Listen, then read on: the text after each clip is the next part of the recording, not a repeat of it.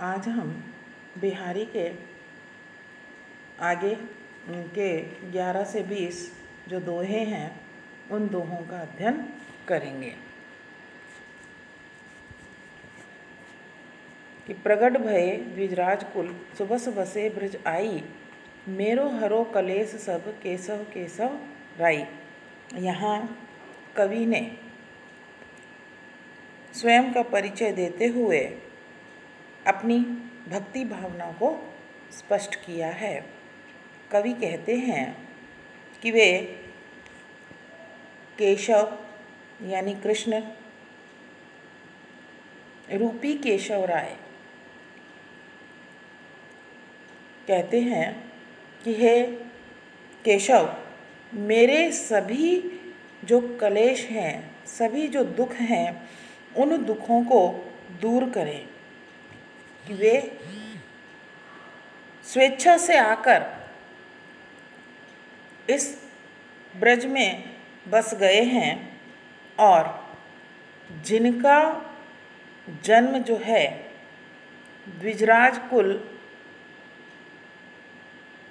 रूपी ब्राह्मण परिवार में हुआ है, तो वे श्री कृष्ण से प्रार्थना करते हुए कहते हैं कि हे केशव, हे कृष्ण, मेरे सभी दुखों को दूर करें। यहाँ कवि ने द्विजराज यानी में श्लेष अलंकार बताया है। द्विजराज से तात्पर्य चंद्रवंश, श्रेष्ठ चंद्रवंश, और दूसरा है ब्राह्मण वंश। आगे यहाँ कवि कहते हैं कि उनके पिता का नाम केशव राय था और जो स्वेच्छा से आकर ब्रज में बसे थे। आगे कवि कहते हैं कि मोही तुम्हें बाड़ी बहस, कौन जीते जदुराज, अपने अपने बिरद की दुहु निबाहत लाज। यहाँ कवि जो है अपने आराध्य से प्रार्थना करते हुए कहते हैं कि हे श्री कृष्ण, हे आराध्य, मुझ में और आप में यह बहस बढ़ रही है कि हम दोनों में से विजयी कौन होता है। कौ जीते यानी कौन जीतता है, कौन विजयी रहता है। क्योंकि अपने अपने विरदगी, आगे कहते हैं क्योंकि आपको अपने यश की और मुझे अपने विरद की लाज है। कहने का तात्पर्य है कि वह कहते हैं कि मैं तो दुष्टता का निर्वाह करने वाला हूँ, दुष्टता का निर्वाह करता हूँ, और आप दुष्टों का उद्धार करने वाले हैं।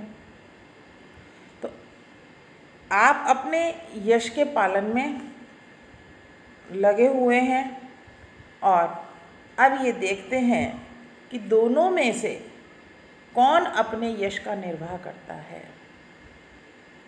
दोनों में से कौन अपने कार्य को निभाता है, अपनी लाज बचाता है। कि मैं दुष्टता करता हूँ और आप दुष्टों का नाश करने वाले हैं। तो कहने का तात्पर्य कि मैं तो अधम प्राणी हूँ जो दुष्टता करता हूँ और आप दुष्टों का नाश कर उन्हें सुख पहुँचाने वाले हैं। तो अब दोनों में से कौन विजयी रहता है। आगे कवि कहते हैं कि समय पलटे प्रकृति, कौन तजय निचाल, भाव अकरुण करुणा करो, इही कपूत कलिकाल। यहाँ कवि ने कि समय की परिवर्तनशीलता को बतलाया है इस परिवर्तनशीलता के साथ अपना व्यवहार बदलने वाले बताए हैं।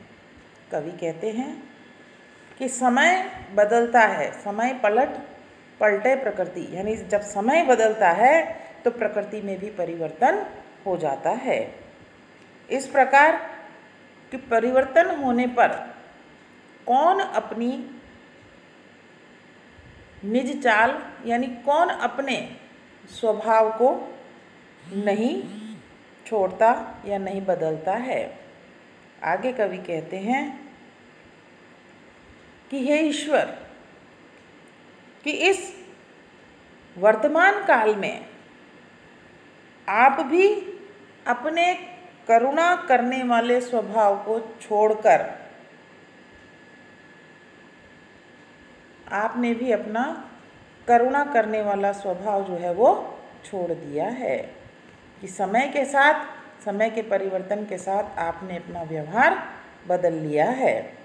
कहते हैं कि हे ईश्वर, अब आप अपने भक्त पर अपनी करुणा नहीं रखते। इस प्रकार कवि समय की परिवर्तनशीलता के विषय में बतला रहे हैं। यहाँ अनुप्रास और अर्थांतरन्यास अलंकार का प्रयोग किया गया है। आगे कवि कहते हैं, ज्यों ज्यों बढ़ती विभावरी, कवि कहते हैं ज्यों ज्यों बढ़ती विभावरी त्यों त्यों बढ़त अनंत, ओक ओक सब लोक सुख ओक शोक हेमंत। यहाँ कवि ने सुख और दुख का वर्णन किया है। कवि कहते हैं कि हेमंत काल की जो रात्रि है, वह रात्रि कि जैसे जैसे इस ऋतु में रात्रि बढ़ती जाती है, रात बढ़ती जाती है, वैसे वैसे प्रत्येक घर में नायक नायिकाओं के सुख में वृद्धि होती जाती है और चक्रवात कोक यानी चकवा पक्षी की नायक नायिकाओं के सुख में वृद्धि होती है और दूसरी ओर जो चकवा है उस पक्षी के दुख में वृद्धि होती जाती है। कहने का तात्पर्य है कि नायिका तो सुख का उपभोग करते हैं, लेकिन चकवा पक्षी जो है वह चकवी से बिछड़ जाता है और उसके लिए वह रात बड़ी ही दुखदाई हो जाती है, दुख में वृद्धि करने वाली हो जाती है। यहाँ दुख और सुख का वर्णन जो है कवि ने किया है।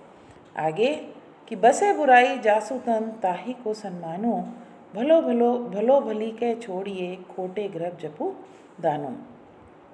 अब यहाँ कवि ने व्यक्ति के व्यवहार का वर्णन किया है।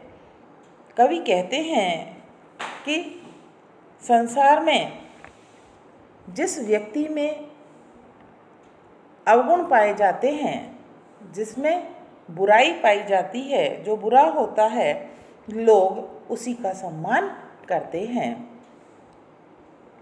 और दूसरी ओर कि जो भले हैं, जो सज्जन व्यक्ति हैं, उन्हें भला कह करके उनका आदर नहीं किया जाता।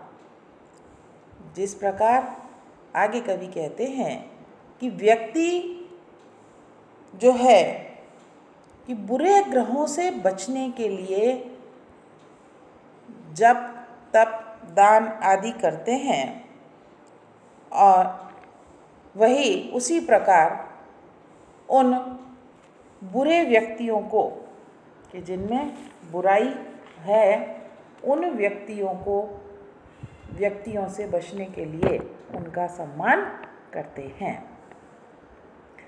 अति अगाधु अति ओथरो नदी कूप सरुबाई, सो ताको सागरु जहाँ जाकी प्यास बुझाई। आगे कवि कहते हैं कि यहाँ व्यक्ति को कि जिसको जिससे सुख प्राप्त होता है, उसके लिए वही सागर के समान बताया गया है।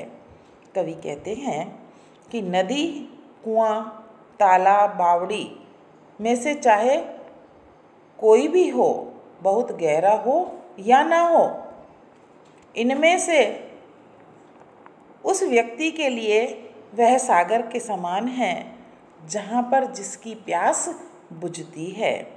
अर्थात जिसकी प्यास जिससे शांत होती है वही उसके लिए सागर के समान है। तो यहाँ कवि जो है कि मन की संतुष्टि प्राप्त होने पर व्यक्ति या वस्तु उसके लिए प्रिय हो जाता है। यहाँ अनुप्रास और उदाहरण अलंकार का प्रयोग किया गया है। आगे कवि कहते हैं कि मरतु प्यास पिंजरा पर्यो, सुआ समय के फेर, आदरु दे दे बोल यतु, बायस बलि के बेर। अब यहाँ कवि ने स्वार्थ और समय के प्रधानता पर बल दिया है, प्रधानता का वर्णन किया है। कवि कहते हैं कि यह समय का फेर ही है, यह समय की प्रधानता ही है कि जहाँ पिंजरे में पड़ा हुआ तोता प्यास से मरता रहता है, कि पिंजरे में जो तोता है वह प्यासा मर रहा है, जबकि श्राद्ध पक्ष के दिनों में कौवे को बड़ा ही आदर दे करके बुलाया जाता है।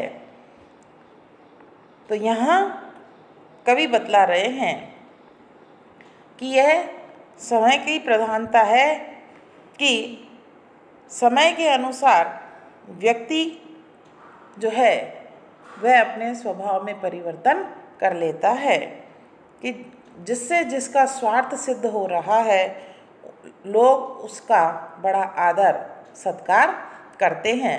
कि उसी प्रकार श्राद्ध पक्ष में कौवे को, वायस यानी कौवा, कि कौवे को बड़े आदर के साथ बुलाया जाता है। कि यहाँ व्यक्ति का जो व्यवहार है वह व्यवहार किस प्रकार समय के अनुरूप बदल जाता है। अनुप्रास और अन्योक्ति अलंकार। तव लागी या मन सदन, मैं हरि आवे की बाट, विकट जटे जो लघु निपट, खुले न कपट कपाट। अब आगे कवि कहते हैं कि यहाँ कि भगवान की भक्ति के लिए मन का शुद्ध होना अत्यंत आवश्यक है।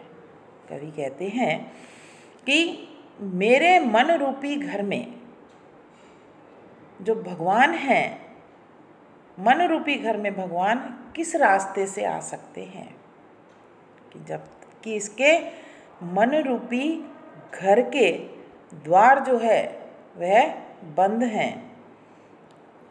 आगे कहते हैं कि जब तक इस मन के कपट रूपी किवाड़ नहीं खुल जाते, कि मन से छल कपट की भावना नहीं निकल जाती, तब तक उसमें भगवान का प्रवेश असंभव है। तो कह रहे हैं कि भगवान जो है छल कपट रहित भवन में, मन में निवास करते हैं। तो इसके लिए कि व्यक्ति के मन में भक्ति और पवित्रता का होना आवश्यक है। छल कपट रहित, कि मन जब छल कपट रहित होगा तभी भगवान उसमें निवास कर सकेंगे। कि यहाँ अनुप्रास अलंकार बताया गया है कि मंगलु बिंदु सुरंगु मुखु, शशि केसरी आड़ गुरु, इस नारी लही संगु, रसमय किए लोचन जगत। यहाँ कवि ने नायिका के श्रृंगार विलास का वर्णन किया है कि नायिका के प्रति, नायक के मन में नायिका के प्रति प्रेम उत्पन्न हो गया है और वह नायिका की सखी से उसके श्रृंगार का, उसकी शोभा का वर्णन करते हुए कहता है कि नायिका के ललाट पर जो लाल बिंदु है, जो लाल बिंदु है, बिंदु रूपी मंगल, मुख रूपी चंद्रमा और केसर का पीला आड़ा तिलक रूपी बृहस्पति है, कि इन तीन नक्षत्रों को एक ही नारी ने ग्रहण कर लिया है, कि तीनों नक्षत्रों के एक ही राशि में होने पर नायक कहते हैं कि मेरे इन नेत्रों के संसार को रसमय कर दिया है। कि कहने का तात्पर्य है कि नायिका के ललाट पर लगी हुई लाल बिंदिया, उसका सुंदर मुख और केसर के तिलक को देखकर मेरे नेत्र जो हैं वह प्रेममय और रसमय हो गए हैं।